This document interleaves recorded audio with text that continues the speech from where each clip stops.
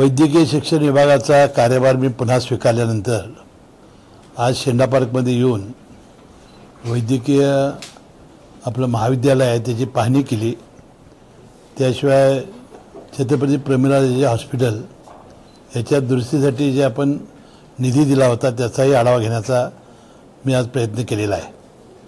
आता CPR hospital ही 1885 ची ही जुनी इमारत आहे, हेरिटेज इमारत आहे आणि त्याला फार मोठ्या मर्यादा आलेल्या होत्या आणि त्याचं फार ड्रेनेज तुंबणं, रस्ते खराब झालेले होते, फार मोठी दुरावस्था झाली होती। त्यासाठी आपण 44 कोटीचा निधी मंजूर केलेला होता। एकूण 27 इमारती त्या आवारामध्ये आहेत, त्यापैकी आता 2 इमारती पूर्ण झालेल्या आहेत आणि आता राहिलेल्या इमारतींचं 7 इमारतींचं 25% काम पूर्ण झालेलं आहे। त्यामध्ये दुधगंगा ही इमारतीपैकी 8 जे वॉर्ड आहेत त्यापैकी 4 वॉर्ड पूर्ण झालेले आहेत। तुम्ही जाऊन बघितलं तर अतिशय चकाचक आता आपण जे प्रेझेंटेशन बघितलं त्यामध्ये अतिशय उत्कृष्ट काम त्यांनी केलेलं आहे। विधंगा जी इमारत आहे त्याचं 20% काम झालेलं आहे, मेंटल इमारतीचं 75%, नर्सिंग हॉस्टेल 50%, बाह्यरुग्ण इमारत 30%, तुळशी इमारतीचं 10% आणि HER इमारतीचं 10%।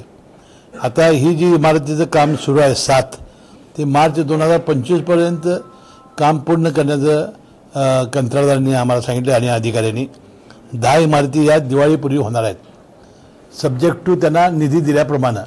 निधी आपण दिला की तशा त्या इमारती पूर्ण करणार आहेत।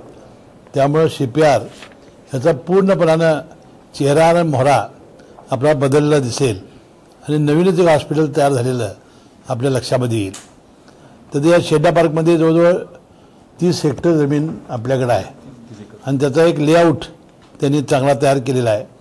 त्यामध्ये आपण 150 क्षमतेचं मुलीचं वसतिगृह, शवविच्छेदन गृह इमारत आणि व्याख्यान आणि परीक्षा कक्ष हे परवा अजितदादा पवारांच्या हस्ते लोकार्पण केलं होतं आणि प्रत्यक्ष सोमवारी याचा वापरास सुरुवात होणार आहे। मी स्वतःच येऊन त्याची सुरुवात करणार आहे।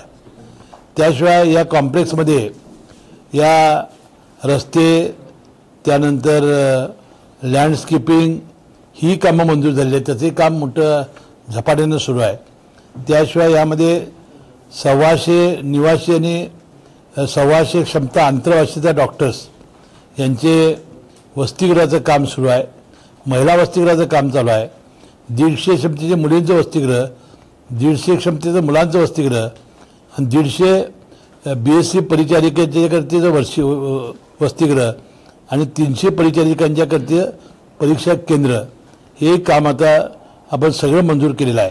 त्याशिवाय कामाच्या निविदा निघालेल्या आहेत, त्यानंतर आता कॉन्ट्रॅक्टर फिक्स झालेला आहे।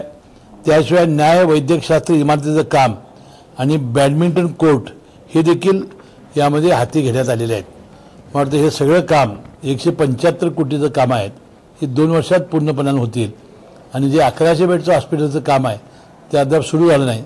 मंगळवारी मी मंत्रालयामध्ये बैठक बोलावलेली आहे, ते लवकरात लवकर ते काम होऊन मला वाटतं ते 1100 बेडचं काम 2-2.5 वर्षात पूर्ण होईल असा मला विश्वास आहे।